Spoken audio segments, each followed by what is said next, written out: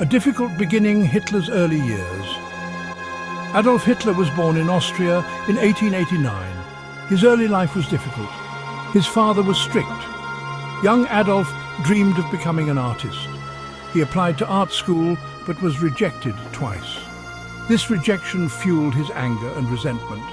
Hitler moved to Vienna, Austria. He lived in poverty. He became interested in politics. Hitler developed strong nationalist and anti-Semitic views. He saw Jews as a threat to Germany's greatness. Hitler's early life shaped his worldview. He felt angry and resentful towards those he saw as different. This anger would fester and grow in the years to come. His early experiences laid the foundation for the hatred and violence that would define his future. This period of hardship and disappointment deeply impacted Hitler. He carried these resentments with him, shaping his worldview and fueling his ambition.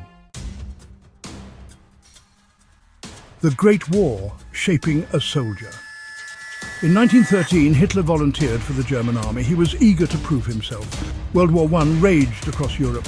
Hitler fought bravely as a messenger on the Western Front. He was wounded twice and awarded the Iron Cross for bravery. The war had a profound impact on Hitler. He felt a sense of camaraderie with his fellow soldiers. He was devastated by Germany's defeat in 1918. Hitler blamed the loss on Jews and communists. He believed they had stabbed Germany in the back. The war hardened Hitler. It fueled his belief in German superiority. His experiences would shape his political ideology in the years to come. He emerged from the trenches determined to restore Germany to its former glory.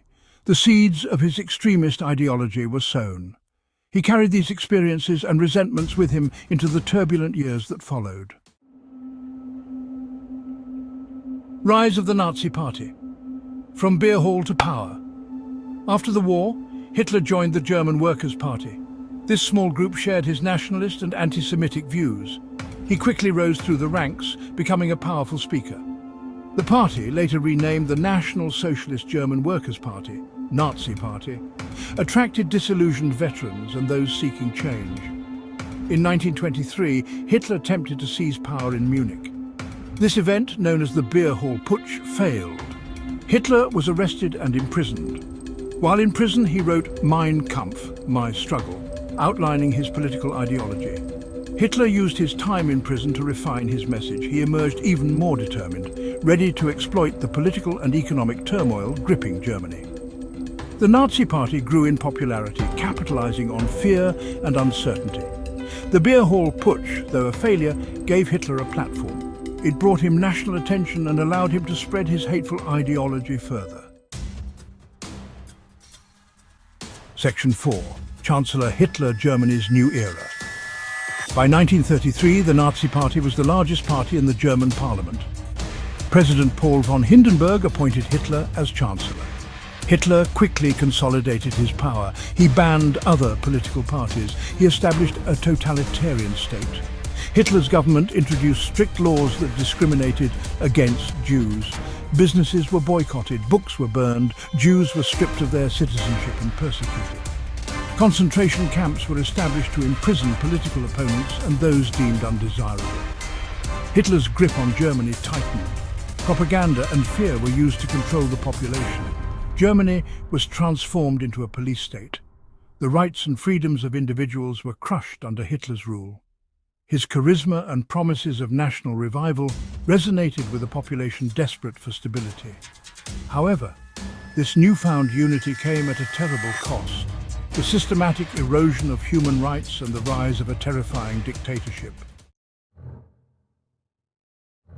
Section 5. The Road to War, Hitler's Ambitions. Hitler's ambitions extended beyond Germany's borders.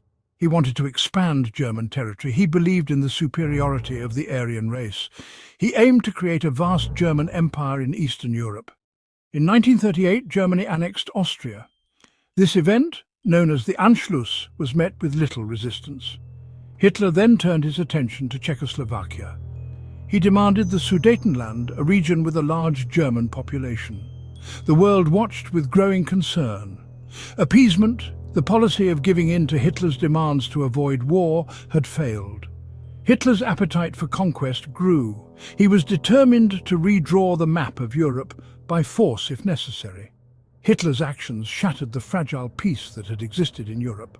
The world nervously awaited his next move, knowing that war was now a very real possibility.